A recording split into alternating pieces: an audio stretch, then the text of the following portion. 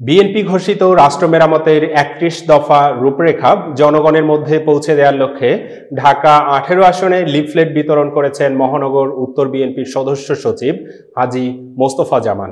ভারপ্রাপ্ত চেয়ারম্যান জনাব তারেক রহমানের নির্দেশে ৩১ দফা বাস্তবায়ন কর্মসূচি অংশ হিসাবে আমরা আমাদের ঢাকা মহানগর উত্তর বিএনপির সংগ্রামী সদস্য সচিব জনাব হাজী মোস্তফা জামানের নেতৃত্বে দেওয়ার জন্য এখানে এসেছি।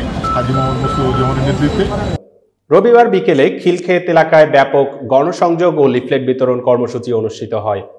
৩১ দফা লিফলেট প্রচারণা কর্মসূচিতে উপস্থিত ছিলেন ঢাকা মহানগর উত্তর বিএনপির যুগ্ম আহ্বায়ক এবিএম রাজ্জাক, খিলক্ষেত থানা বিএনপির আহ্বায়ক এএসএম ফজলুল হক, যুগ্ম আহ্বায়ক সিএম আনোয়ার হোসেন, বিমানবন্দর থানা বিএনপির সিনিয়র যুগ্ম আহ্বায়ক দেলোয়ার হোসেন দেলু, উত্তরা পূর্ব থানা বিএনপির যুগ্ম আহ্বায়ক মনিরুজ্জামান মনির, তুরাগ থানা বিএনপির আহ্বায়ক হারুনুর রশিদ খোকা, যুগ্ম আহ্বায়ক চানমিয়া ব্যাপারী, সাবেক সিনিয়র যুগ্ম সাধারণ সম্পাদক আবু তাহের খান আবুল ও আহ্বায়ক সদস্য আব্দুল আলী, ৫৩ নং ওয়ার্ড বিএনপির সভাপতি সোহেল রানা সহ বিএনপি ও এর সহযোগী সংগঠনের নেতৃবৃন্দ। এ সময় হাজী মোস্তফা জামান বলেন, আমরা দলের ভারপ্রাপ্ত চেয়ারম্যান দেশনায়ক তারেক রহমানের নির্দেশে জনগণের পাশে থেকে এই প্রচারণা চালিয়ে যাচ্ছি। বিএনপি রাষ্ট্র ক্ষমতায় গেলে কি কি সংস্কারমূলক পদক্ষেপ নেবে তা জনগণকে জানানোই আমাদের মূল লক্ষ্য। আমরা ৩১ দফা জনগণের কাছে পৌঁছাবো।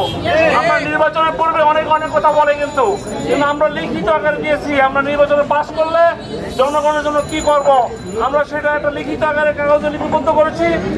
লিফলেটের মাধ্যমে আমরা জনগণের প্রতিটি ঘরে ঘরে পৌঁছাই দিব। নির্বাচনের আগে অনেক গল্প করছিল কিন্তু পাশ করার পর সব ভুলে গেছিল। আমরা জনগণকে বলতে চাই, আমরা নির্বাচনের আগে যে প্রতিশ্রুতি আজকে দিয়ে দেবো সেটা ইনশাআল্লাহ দেশের মানুষের ভোটে, জনগণের ভোটে আমার ভারপ্রাপ্ত চেয়ারম্যান দেশের প্রধানমন্ত্রী হবে এবং আমরা এই কাজগুলো করে দেবো ইনশাআল্লাহ। ক্ষমতা চিরস্থায়ী কারো থাকে না, আর ক্ষমতা আল্লাহ প্রদত্ত। ক্ষমতা আল্লাহ নিয়ে যায়, ক্ষমতা আল্লাহ নিয়ে যায়।